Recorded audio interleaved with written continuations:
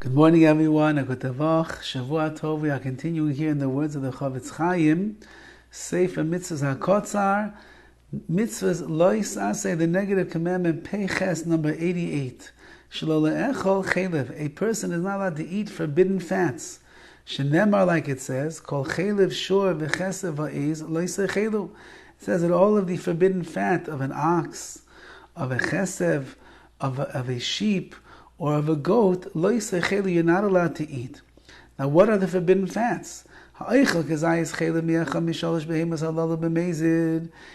person ate a kezayis and olives worth of chelev of these forbidden fats from one of these three animals that we just described, they did it b'mezid knowingly, chayiv kares, he gets cut off spiritually.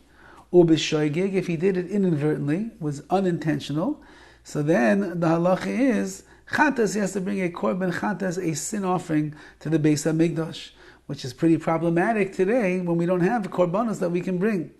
Chelev ha'al yomut, however, the fats that are on the tail of a ram is permissible. Why? Shaloi nikra chelev, because it's not called the prohibited fats that we are describing.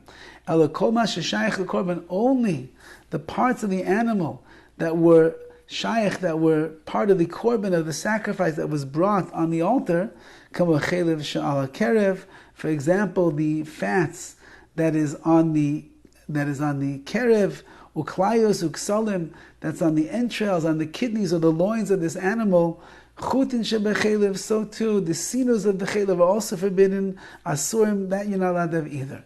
Chelev chaya mutter, however, the chelev, the forbidden fat of a chayav, a wild animal, that is mutter, because that's not an animal that was brought on the mizbeach, on the altar in the Beis HaMikdash. This is a halacha that applies to men and women all of the place, all of the time. Now remember, when you go to the kosher market and you buy a piece of meat that is under hashgacha, so the assumption is that the only way that it got to hashgacha is because it knows the laws of chelev, and therefore you don't have anything to worry about. They're not serving you any of these forbidden fats. The next halacha, peites, number 89, Mitzvahs lo yisaseh, a negative commandment, shelo lechol kol dam, you're not allowed to eat any blood. Shenemar v'chol dam lo yiseichlu, you cannot eat the blood, la'oif u'lebehema, to a bird or to an animal. You can't eat their blood. V'chaya v'chal behema, and even a wild animal is included over here in the category of behema, of an animal, and therefore even his, if you eat a bison, I guess maybe we'll call it more of a wild kosher animal, you can't eat his blood either. Somebody who eats a kezayis, an olive's worth of blood, b'mezid knowingly, chayiv kares, the same punishment, kares, cut off, ubishoigig chatas, and if you did it unintentionally, so then you have to bring a korban chatas, a sacrifice sin offering. That's all animal blood. Dam adam, what about the blood of a human being? Asr midivei seifim. That itself is asr midivei seifim. The HaChaim came along and said, you cannot eat it. V'dafke im perish mina adam, that specifically if it was drawn out and it was separated from the person, the blood left their body.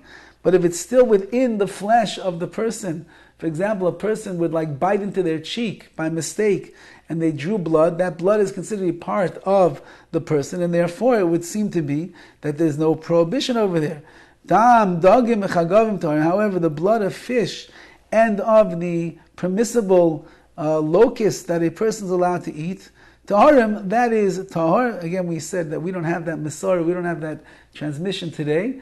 I believe that the Temanim, the Yemenite Jews, do know which chagav, which locust they're allowed to eat, and even if it gives out blood, taharim, that's fine, mutter, you're allowed to end up eating those. This is a halacha that applies everywhere all the time. Men and women, and once again, keep in mind that when you go to the butcher, when you go to the store, or when you go to a restaurant, and you are eating food that is there, or you're buying food under the respectable and reliable hechsherim, we assume they did something called malicha.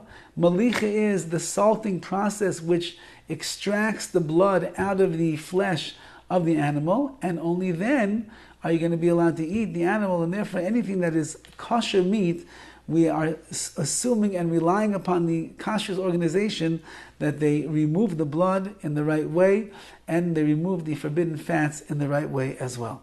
Have a wonderful day.